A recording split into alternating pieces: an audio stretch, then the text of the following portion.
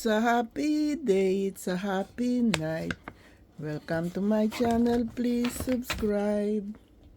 Ito po, gagawin ko naman ngayon. Kasama po ito sa doctor's order na gagawin ko. Natapos na po yung sa LabCorp. Ito naman po ngayon yung Cologuard. Ito po ay Cologuard is intended for the qualitative detection of colorectal neoplasia-associated DNA markers and for the presence of occult hemoglobin in human stool. Ayan po lahat ang kit.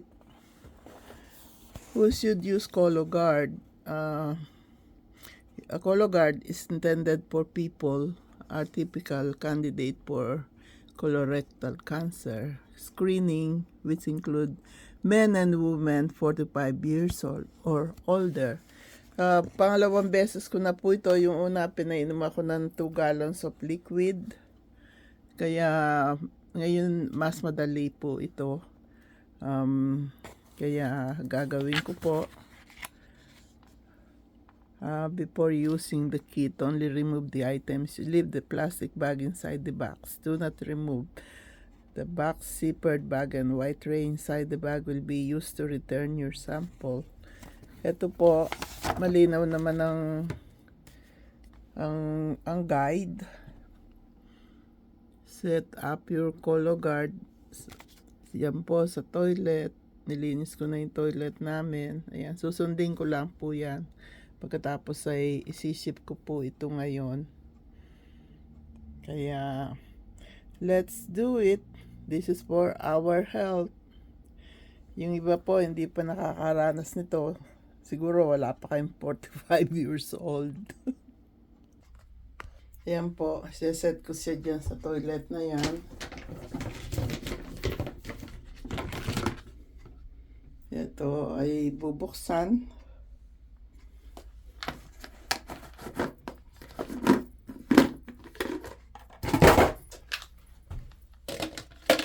At ilalagay po siya dyan. Yan. Kailangan walang ihing maihalo dyan, yung dumi lang po. Bababa nyo yung toilet lid. Yan. Tapos, uupo po dyan at para makolekta yung dumi. Yan. Kumuha lang po ako ng konti ng dumi ko. Tapos nilagay ko dyan. Binuhos ko yung solution na preservative. Pagkatapos ay tatakpan, i-mail ko po ito. Itong container ay ibabalik ko dito. Tapos dadalhin ko lang po yan sa post office ngayong umaga. Dahil may notice na sa akin, your doctor is waiting for the result, so you should do it. Ayan. Kuklose ko lang itong box at idadrop sa post office. Ayan, close na po yung box. Yung return address nandito siya, kaya lift bottom edge and pull up. Gawin po natin. Ayan po, yung address na kung saan ito i-deliver, ayan, Exact Science. At UPS Next Day Air. I-aeroplano po ito. Para ma-check nila kung ako may colorectal cancer. Nung nauna, okay naman po. Hopefully, this time okay din. Pero, preventive din po ito. Kung sakali may namumuo, then magagamot po agad. Kaya routine po ito. Pagkatapos nito, pupunta naman ako sa radiologist. Sa radiologist naman po para sa breast DM screening bilateral. At yung akin din pong, tsaka yun din pong aking thyroid. Yung pong sa dito, kung goiter o cancerous o ano, kaya po nahilig ako sa talaba. Sabi, Kailangan ko daw yun. May nagsabi lang sa akin, hindi po sinabi ng doktor. Ayan po, thyroid. ah, Specific treatment.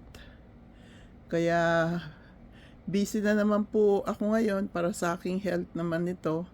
Kaya magbi-breakfast lang ako, punta na ako sa radiologist. At ito naman, yun naman box na yon idadrop ko sa post office para mailipad na nila. ma ma-check na ako. Pero positive naman po ako na wala akong cancer. Kaya ito naman, ito namang mga test na ito, yung sa colorectal every 10 years at yung dito sa breast at saka thyroid. Ayun sa breast every 2 years yata yun. Yun sa thyroid every year. Minsan every 6 months. Kaya inaalagaan po ako ng aking mga doktor. Okay po ako. Kaya thank you, thank you. You're so very kind to us. Thank you. God bless us all. I love you all. Pinakita ko lang po kung sakali mararanasan nyo ito. Alam nyo na kung ano gagawin nyo. Okay po, madali lang. I-follow lang yung instruction. God bless us. I love you all.